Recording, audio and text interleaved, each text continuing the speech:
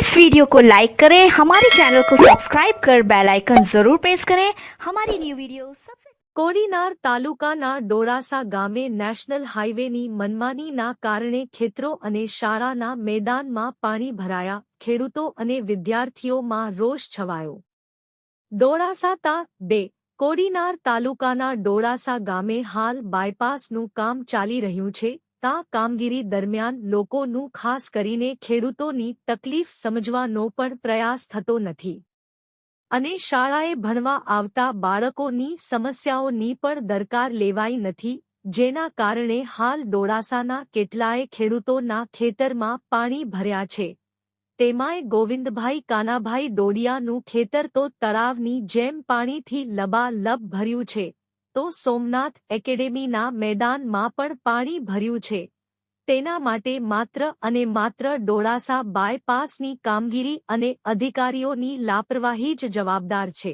ડોળાસા ગામે હાલ બાયપાસનું કામ ચાલુ છે, પણ તેનાથી લોકોને ખાસ કરીને ખેડૂતો અને શાળાના બાળકોને કેટલી તકલીફ પડી રહી છે તે બાબતનું લેશ માત્ર ધ્યાન આપવામાં આવ્યું નથી। ડોળાસામાં હાલ જે પ્રશ્નો ઊભા થયા છે તે માત્ર નેશનલ હાઈવેની જ દેન છે।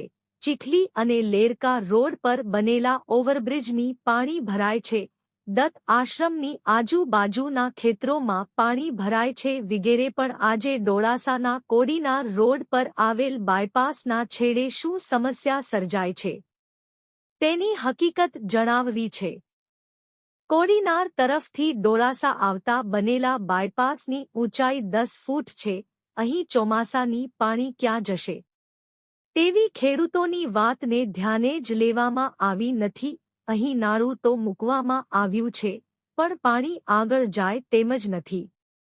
તેનું યોગ્ય નિરાકરણ લાવવાના બદલે નેશનલ હાઈવેના અધિકારીઓ બાયપાસના કામમાં જ રચ્યા પચ્યા રહ્યા અને ચોમાસાની ધમાકેદાર શરૂઆત થઈ। 4 દિવસમાં 10.5 ઇંચ વરસાદ થયો અને 1 જુલાઈના રોજ એક જ દિવસમાં 5 ઇંચ વરસાદ થતાં ચારે બાજુ જળ બંબાકાર થયું। આ બાયપાસ નજીક પાણી જમા થયું, જેમાં ગોવિંદભાઈ કાનાભાઈ ડોડિયાનું ખેતર તો તળાવમાં ફેરવાઈ ગયું, તો બાજુમાં આવેલ સોમનાથ એકેડેમીના મેદાનમાં પાણી ભર્યું છે।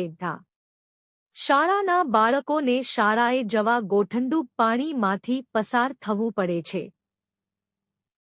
નેશનલ હાઈવેના અધિકારીઓ હાલ બાયપાસનું કામ છોડી ડોળાસા ગામના લોકો, ખેડૂતો, બાળકોની સમસ્યા દૂર કરવા તુરત યોગ્ય કાર્યવાહી હાથ ધરાય તેવી માંગ છે। લોકોની ધીરજ ખૂટે તે પહેલા આ સમસ્યાઓનું નિરાકરણ થાય તે અત્યંત જરૂરી છે। રિપોર્ટ અનિલ કાનાબાર।